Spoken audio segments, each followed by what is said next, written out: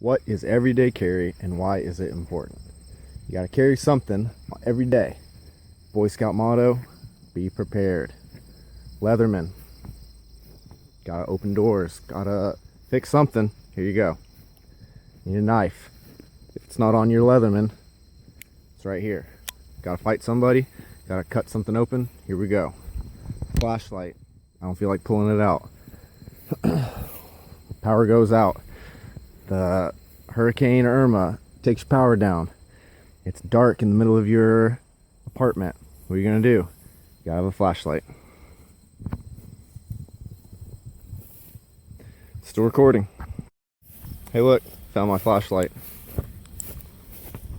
Keep your dogs with you. They'll find water. Part 1, big city preparedness. If you are in the big city, New York, LA, Dallas, Houston, disaster strikes, get out. You get out the same, not the way that everybody else is going. You get out in a way where nobody else is going that way. Crowds are bad. You can't get out, you gotta stay. 3 priorities, you got water, shelter, food. Water, fill up your bathtub, fill up your sink. Food, you got stockpiles? Nope, no stockpiles. You gotta go get some food. This is where community comes in handy. Shelter, is your apartment building safe? Is your townhouse acceptable? Maybe. Community, this is gonna come in huge. Always after a dog turd. Part 2, medium-sized cities, the suburbs. This is going to be people who usually have some kind of canned goods, a little bit of a yard, possibly a garden. You can grow some vegetables here in a long-term disaster situation. In a short term, you may or may not want to leave, but mostly these will be people who are going to try and ride it out. If you are riding it out for the long term or short, same rules apply. Water, food, shelter. Tap water is not going to be safe anymore. Filling up your tub, your sink, it's only going to last you so long.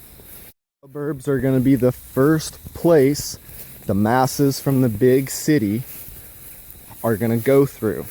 Unfortunately, this is a situation where self-defense and your ability to protect your home becomes priority.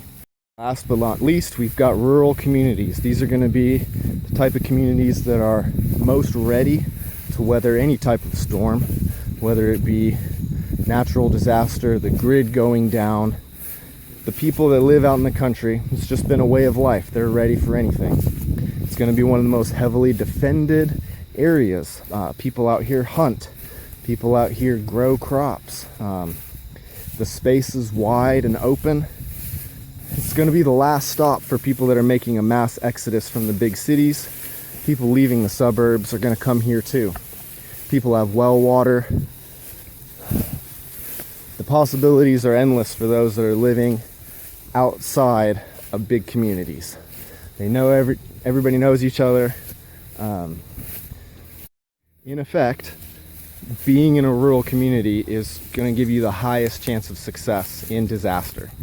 With all that being said, there is always an exception to the rule. Murphy's Law always applies. Your generator will stop. Your well will plug up. If you have a life straw, the bottom of it's going to fall right out. You're going to have a bunch of bullets that are going to get soaked full of water, and you're not going to be able to defend yourself. Community is going to be number 1. Make friends with your neighbors. Things aren't like they used to be, but that doesn't make any excuse for being a poor human being in this day and age. We have the ability to do the right thing, and we need to. America is a first world country, and it's about time we started acting like it. So you're in a disaster situation, and you've got your 3 priorities covered: food, water, shelter.